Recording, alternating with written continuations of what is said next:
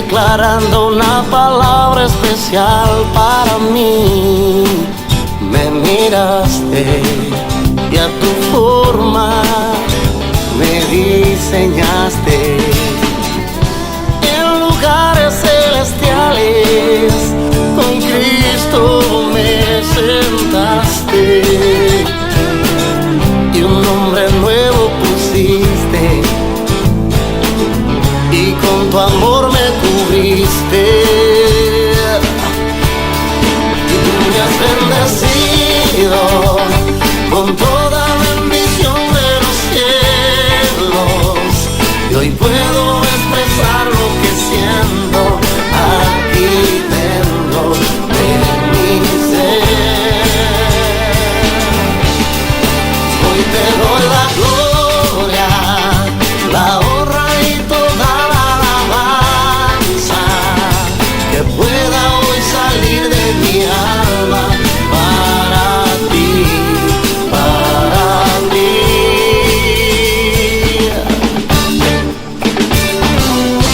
En lugares celestiales con Cristo me sentaste y un nombre nuevo pusiste, y con tu amor me cubriste. Oh, oh, yeah, yeah. Y tú me has bendecido con toda bendición de los cielos. Hoy puedo expresar lo que siento aquí dentro de mi ser. Y hoy te doy la gloria, la honra y toda la alabanza, que pueda hoy salir de mi alma para ti, para ti. Oh, tú me has bendecido con toda bendición de los cielos, y hoy puedo expresar lo que siento aquí dentro de mi ser. Y hoy te doy la gloria, la honra y toda la alabanza, que pueda hoy salir de mi alma para ti, para ti. Yeah.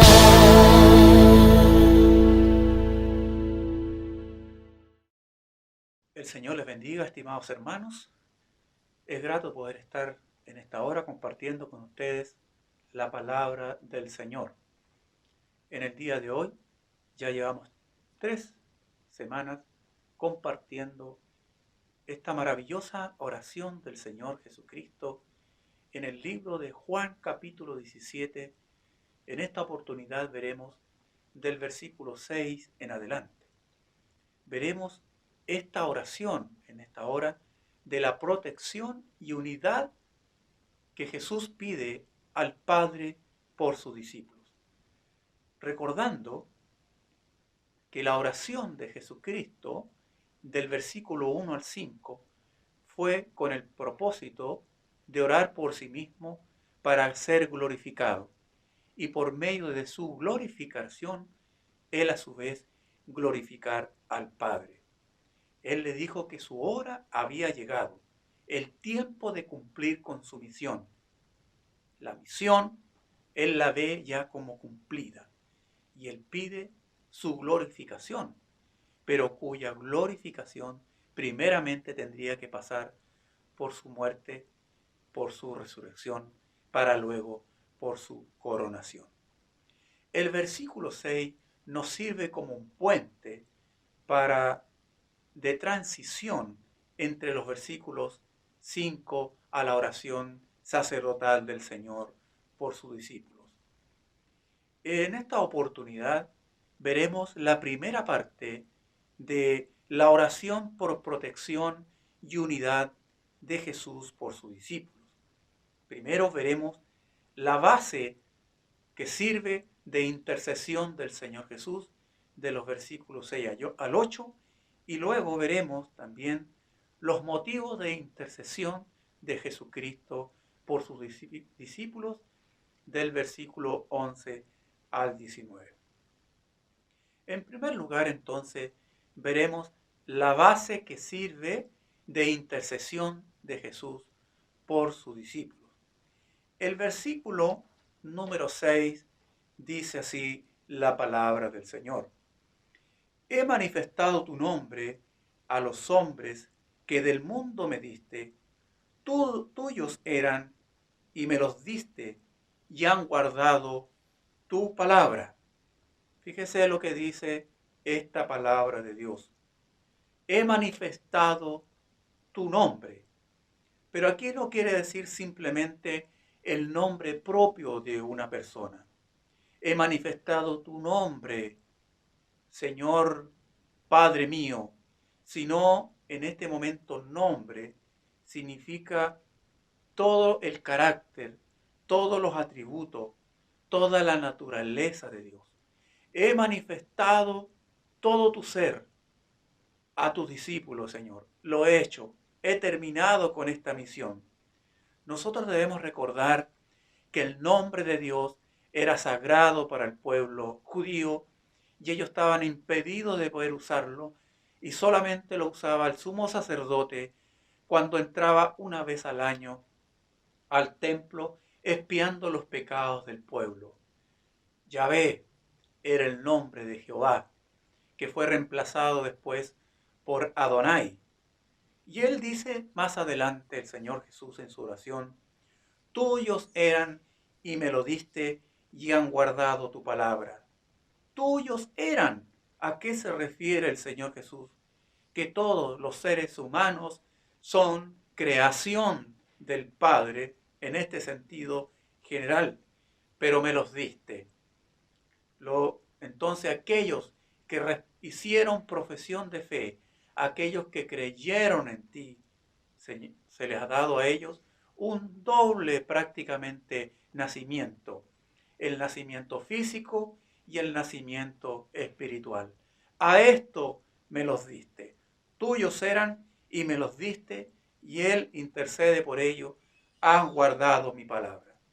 Y finalmente en este pasaje Jesús dice que el discipulado es algo que está preparado de antemano, porque afirmar que las personas que pertenecen le han sido dadas a Él por el Padre. Eso no quiere decir que el destino de algunas personas por parte de Dios sea para salvación y sea para condenación, sino lo que está diciendo aquí más que nada es a través del conocimiento, a través de la omnisciencia del Señor. Él sabrá quiénes responden y quiénes no responden al mensaje de salvación.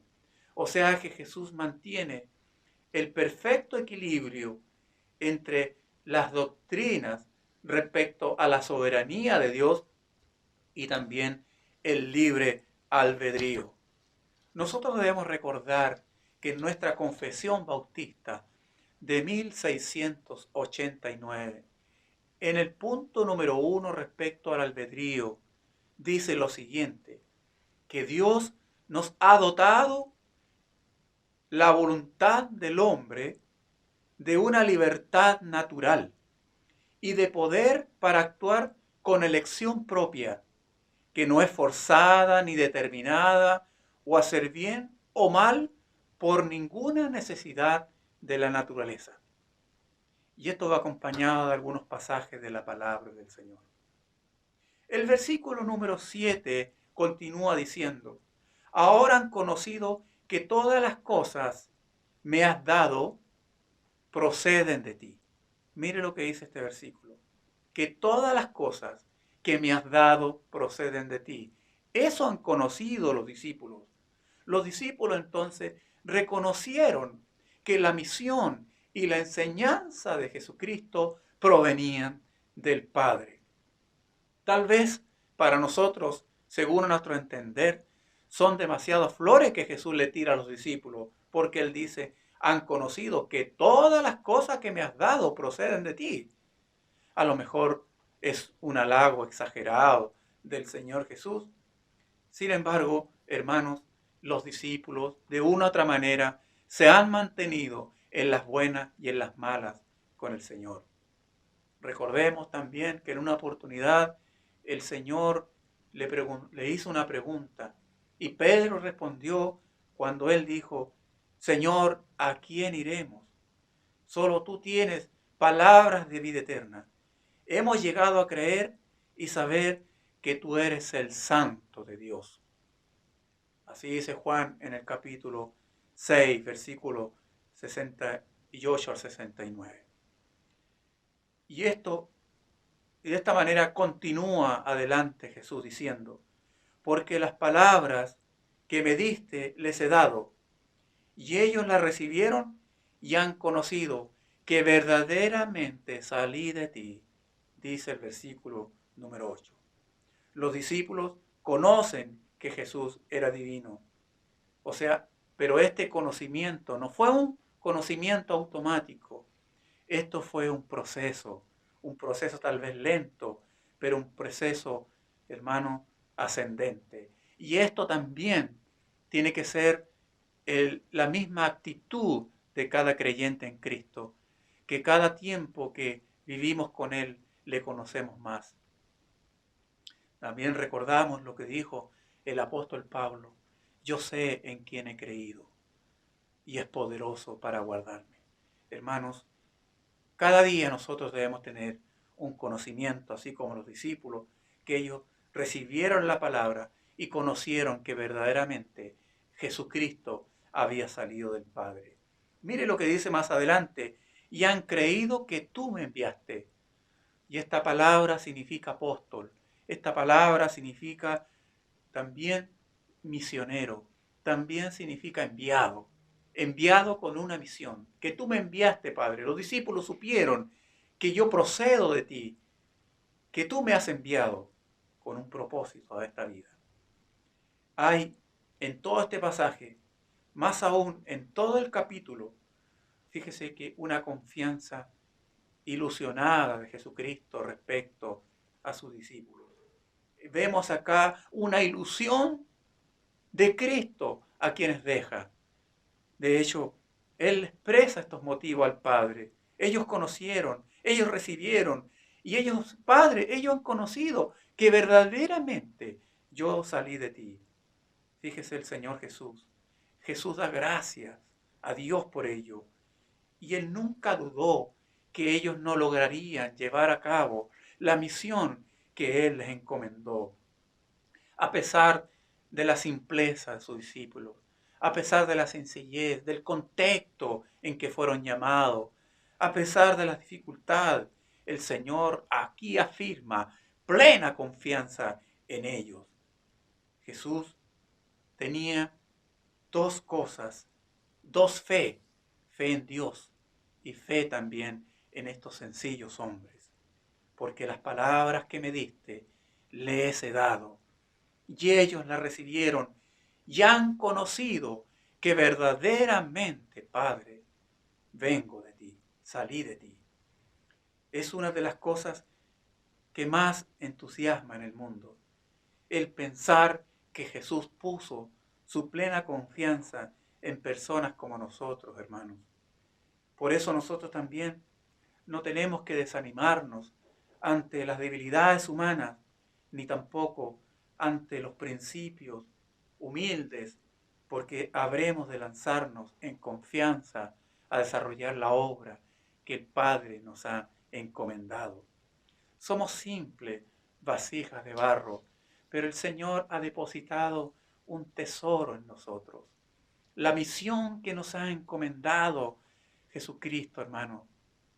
Los ángeles anhelan, se ofrecen voluntario el poder desarrollarla, pero ese privilegio el Señor nos ha dado a nosotros. En segundo lugar, las razones por las cuales Jesús intercede. Versículo 9 al 11 en su primera parte. Versículo 9, yo ruego por ellos, no ruego por el mundo, sino por los que me diste, porque tuyos son. Mire, parece una frase, hermano, dura, pero él dice, hermano, yo ruego por ellos, no ruego por el mundo. Bueno, cuando Jesús habla respecto al mundo, no está hablando respecto al planeta Tierra, no está hablando a la naturaleza humana, está hablando al cosmos, a ese mundo que representa una amenaza para el desarrollo de la misión de Jesús. Es tan importante para Juan el mundo, hermano, que lo repite en muchas oportunidades en sus cartas, en las 3 cartas juaninas, y aquí lo repite 18 veces, este cosmos. Y dice en el versículo 10, en su parte B, y todo lo mío es tuyo, y lo tuyo mío. ¿A qué acaso alguien se atreve a hacer esta declaración? Esto es algo que ninguna criatura puede decirlo, pero Jesús lo dijo, presentando claramente su identidad ante el Padre, estando presente en sus discípulos como testigos. Y he sido, dice él, continúa, glorificado en ellos. Antes Jesús había sido glorificado, hermano, en el Padre, y el Padre en Jesús, según el versículo número 1, por ejemplo. Ahora los discípulos son los que glorifican a Jesús. Por imperfectos que hayan sido, los discípulos han logrado glorificar al Señor. Jesucristo se siente glorificado por sus discípulos y aún ni siquiera empiezan con su misión, pero Él los ve en una visión futurista de conocimiento que solamente la Trinidad tiene. Él los ve así y Jesús se siente glorificado por ellos, desarrollando ya la labor misionera. Y nos preguntamos, ¿y Jesús se sentirá glorificado por nosotros? Claro que sí, hermanos, claro que sí. Sin embargo, las palabras de Jesús son una palabra de aliento para la iglesia, de que ella, con todas sus imperfecciones, con todas sus flaquezas, debilidades, Jesús se siente también glorificado por su iglesia. La iglesia es un ejemplo del principio de que Dios se siente glorificado con lo necio y con lo débil del mundo, como dice el apóstol Pablo a los Corintios. En tercer lugar, vemos cuáles son estos motivos de intercesión. Y en esta hora veremos 2 de ellos. En la segunda parte del versículo 11, versículo B, la parte B dice, y ya no estoy en el mundo, mas estos están en el mundo. Ojo, esta palabra, ya no estoy en el mundo. Pero ¿dónde está Jesús entonces? ¿Está hablando estas palabras del cielo? No está ahí. Él tiene una visión escatológica, futura. Mira el versículo 12 al empezar. Cuando estaba con ellos en el mundo. Jesús ya se ve como si no estuviese. Recordemos que decíamos que estos pasajes del versículo 1 al 5 anteriormente eran como el adiós del Señor, como si era la despedida de Jesús, los últimos instantes que Jesús tendría con sus discípulos. Hermanos, es como si el Señor estuviera ya en el transporte que lo va a llevar hacia el cielo. Es por ello la urgencia de la oración de Jesús, porque es como si los motores ya están encendidos y Jesús está arriba, listo para partir. Y Jesús dice en el versículo número 13 al empezar, pero ahora voy a ti. Es como si Jesús ya estuviese viajando. ¿Y cuál es mi equipaje? En este viaje, mi equipaje son ellos, pero ellos quedan acá. Ellos son los que me diste, son el mejor equipaje, pero ellos van a quedar acá, Padre, para poder continuar con la misión que me diste. Pero antes, Él dice, antes, hermanos, hay que desarrollar algo. Fíjese que la oración de Jesús debió haber fortalecido a los discípulos en la fe y haber transmitido gozo en medio de las situaciones venideras, considerando que la ruta al cielo tenía como parada obligatoria la cruz del Calvario.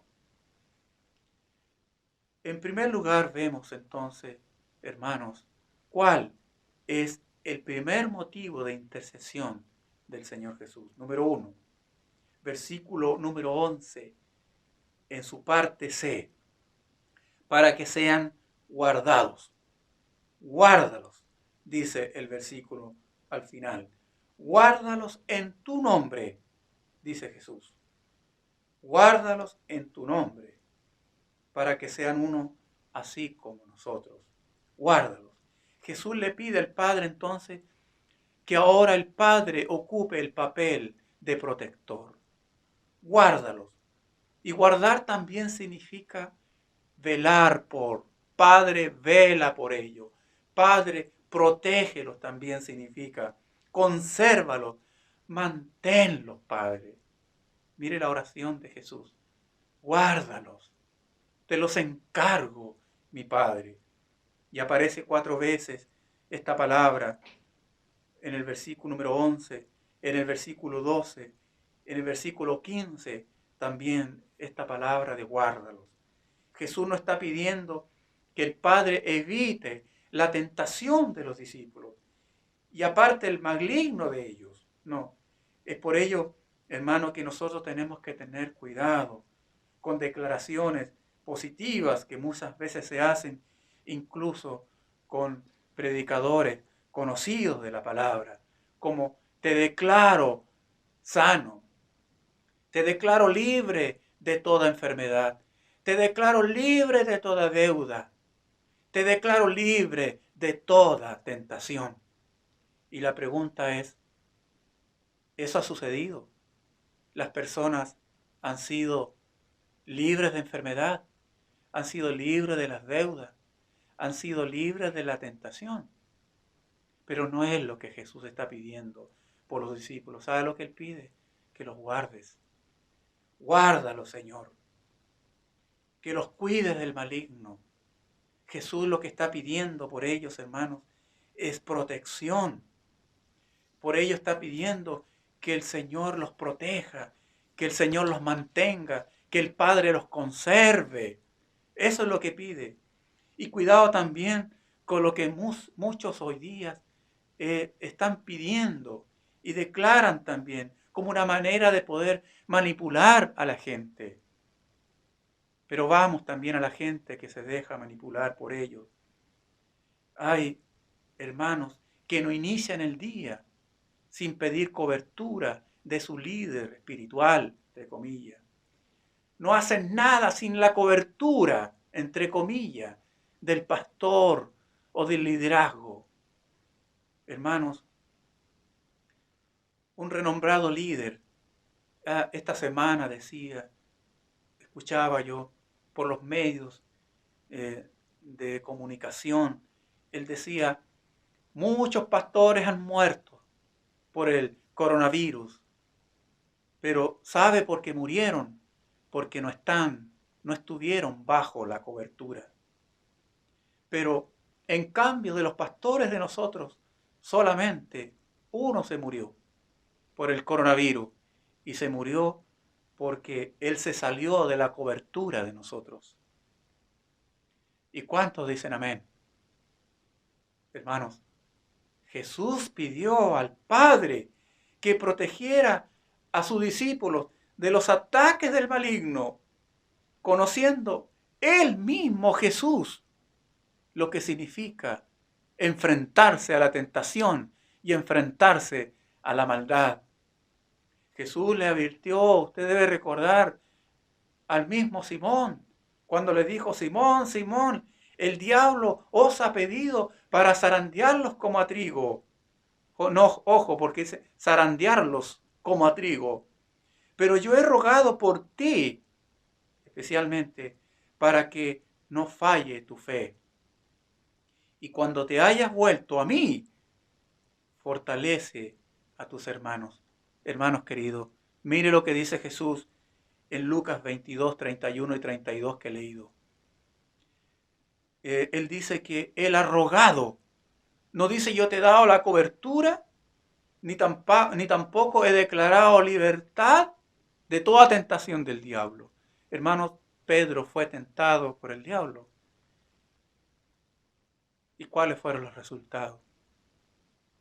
Pero Jesús dijo después, pero cuando te vuelvas a mí, ¿qué quiso decir Jesús? Él lo sabía. Fortalece a tus hermanos. Hermanos, fíjese lo que el Señor dice. Guárdalos, el Señor pide.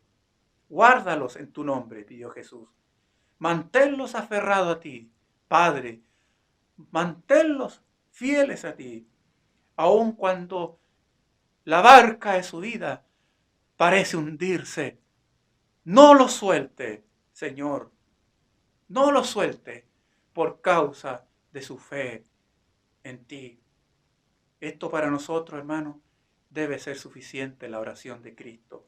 Esta oración debe darnos ánimo, debe darnos confianza, el saber que el Padre nos vigila como un centinela para protegernos del mal. Pero muchas veces nos olvidamos del mundo, nos olvidamos de la carne y nos olvidamos del diablo y enfrentamos nosotros solos en la carne, ¿sí?, a estas tentaciones y luego sucumbimos.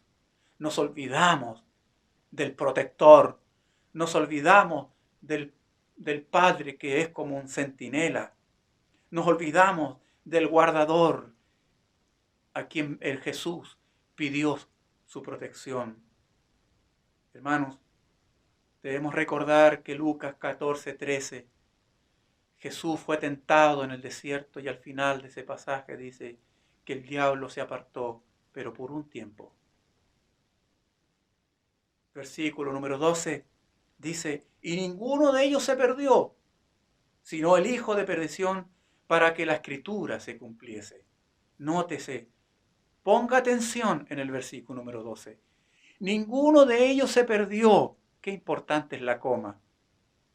Porque si no diría, ninguno de ellos se perdió, sino el hijo de perdición. Pero dice, ninguno de ellos se perdió, coma, sino solo el hijo de perdición. ¿Eso qué quiere decir, hermano? Lo que quiere decir ese pasaje, que Jesús, hermanos, está diciendo que ninguno de ellos se perdió simplemente. Pero mira el contexto en que está diciendo el Señor Jesús. Nuevamente recordamos, ¿a dónde está hablando Jesús esto? Del cielo. Todavía no pasa por esto. Judas todavía no vende a Jesús. Judas todavía, hermanos, no hace el negocio por Cristo. Judas todavía no lo entrega. Pero Jesús lo ve así.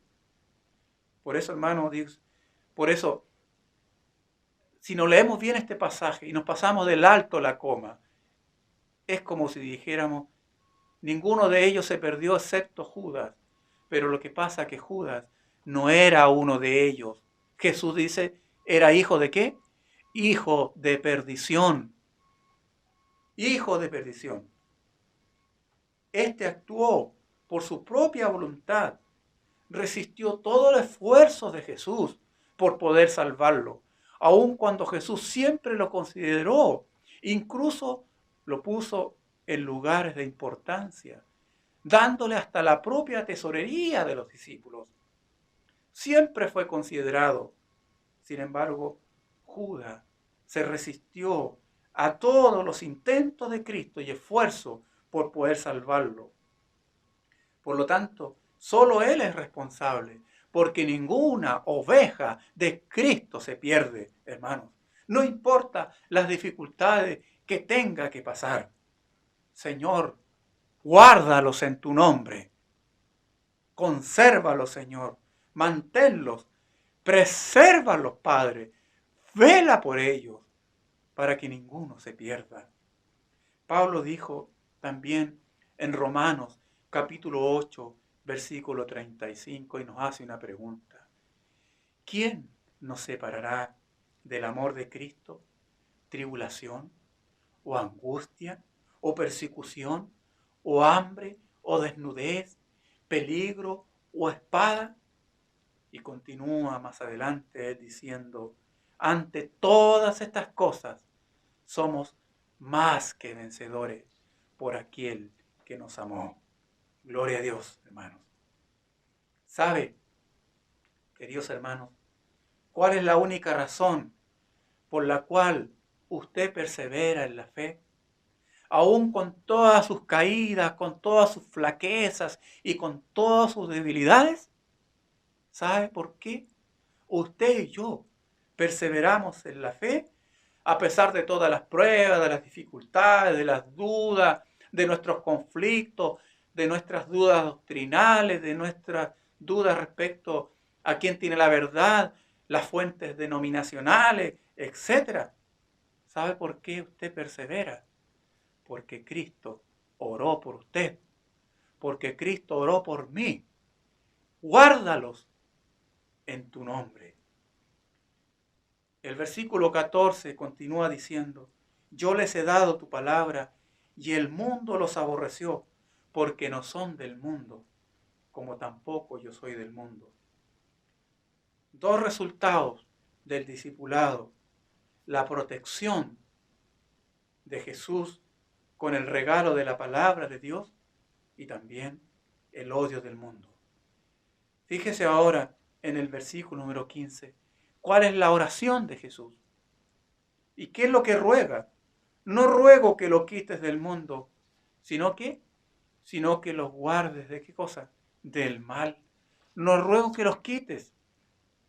Hermano, Javier León, este teólogo francés del siglo XX, él dijo, el mundo no es intrínsecamente malo, por muy oscura que sea su condición de rechazo, sigue siendo objeto del amor proveniente divino, y su conversión a Dios es el horizonte de la oración del Hijo. Javier de León. Debemos fijarnos, hermanos, que Jesús no le pidió a Dios que sacara a los discípulos de este mundo, o que viviéramos una vida en el aislamiento, en el ascetismo, en la soledad, porque la misión de Jesús fue de la testificar al mundo, y esa misión de la única manera que se puede lograr es teniendo el mundo a la vista de nosotros.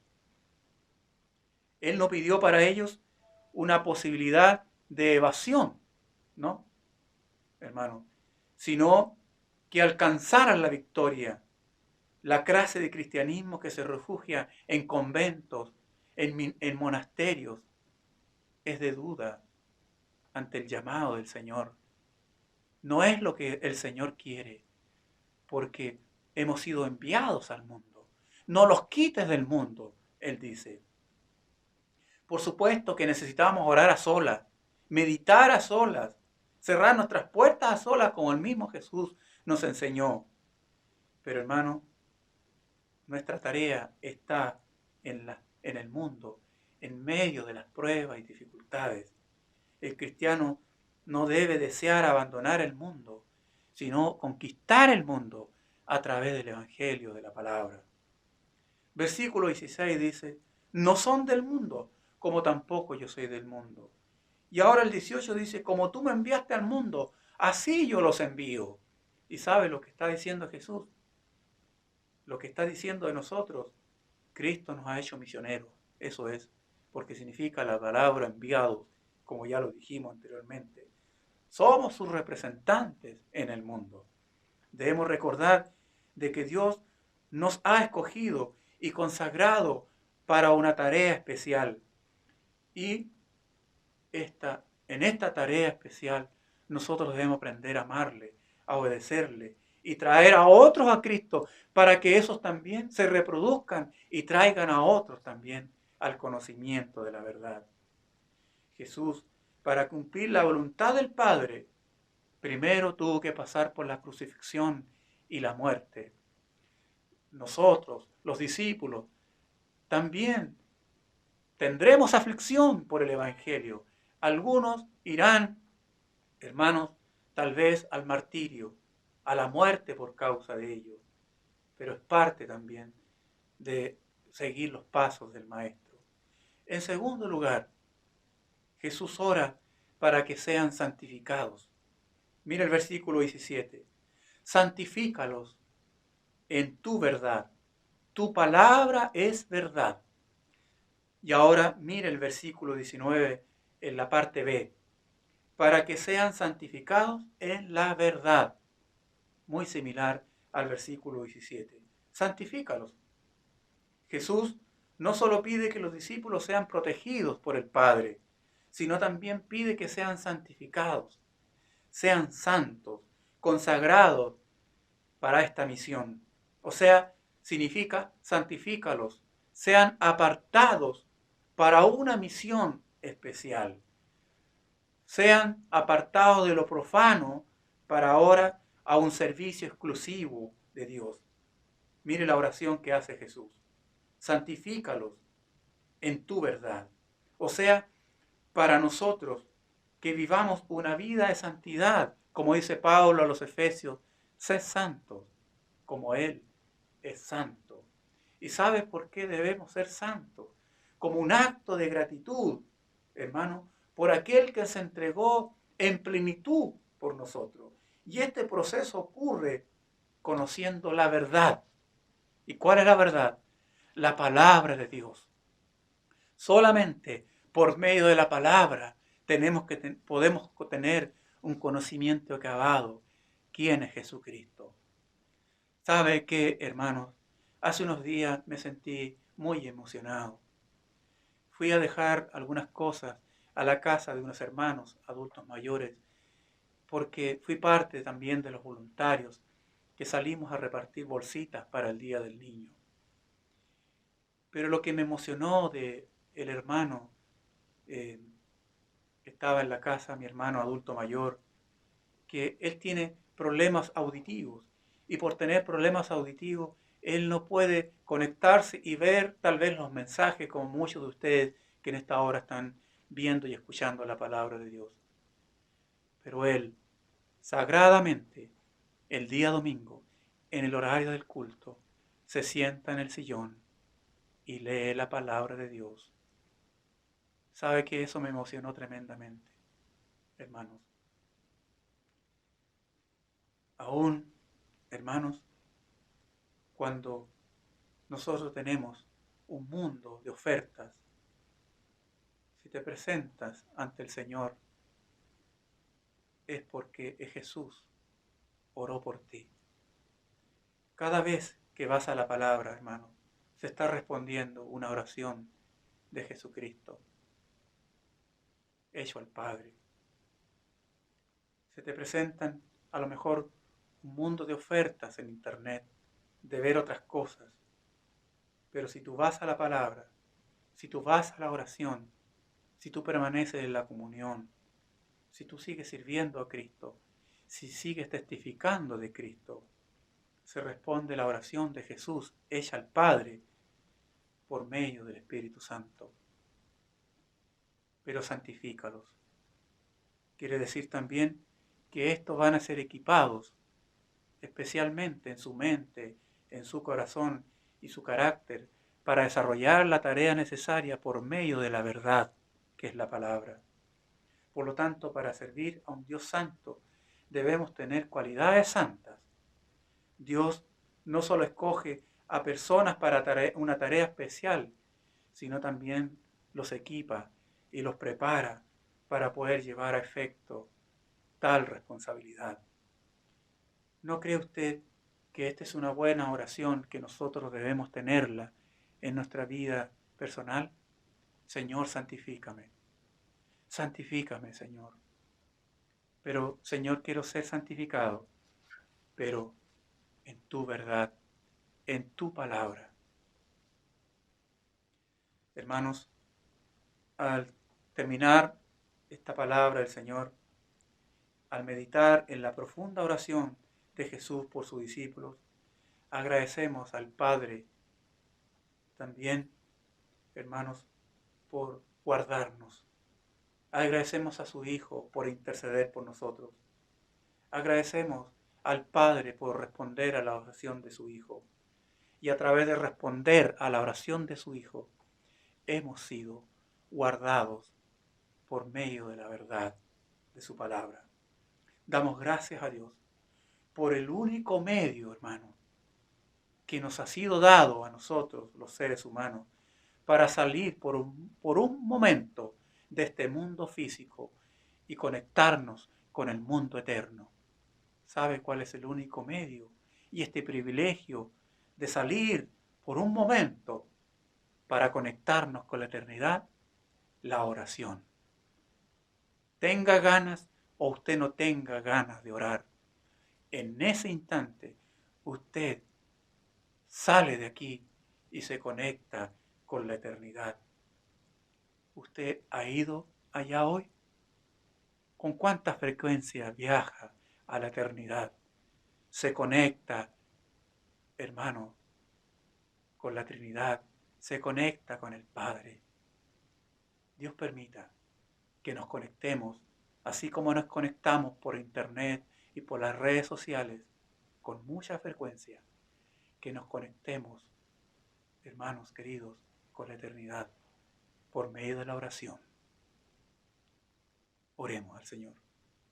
Gracias, Señor, por esta maravillosa palabra de Jesús, por hacernos testigos nuevamente y por tercera semana sentarnos a oír su oración. Pero en esta hora, oh Dios, le tocó orar a los discípulos y por medio de ella también a nosotros. Gracias por Jesucristo, quien ha intercedido por nosotros, orando al Padre para que tú nos guardes, nos protejas, nos conserves, nos mantengas y también nos santifiques en tu verdad de tu palabra. Gracias por ella, Señor. Oramos y quedamos desafiados para visitar con frecuencia las moradas eternas por medio de la oración. Amén. Que el Señor les bendiga, estimados hermanos. Amén.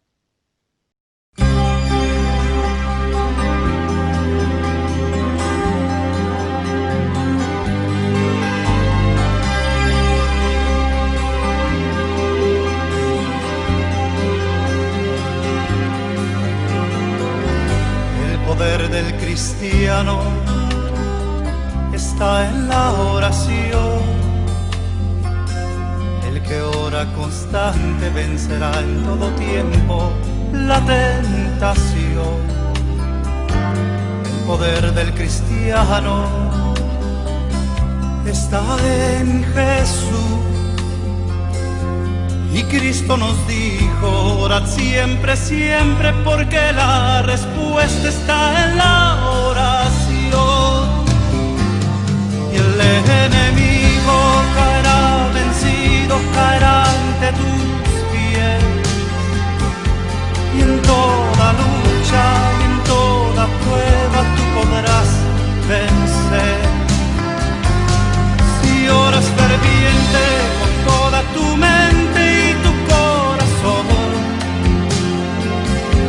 las fuerzas del mal querrán destruirte y tú ferirte, pero no podrás. Y el enemigo caerá vencido, caerá ante tus pies. En toda lucha y en toda prueba tú podrás vencer. Si oras ferviente con toda tu mente y tu corazón, las fuerzas del mal querrán destruirte y tú ferirte, pero no podrás.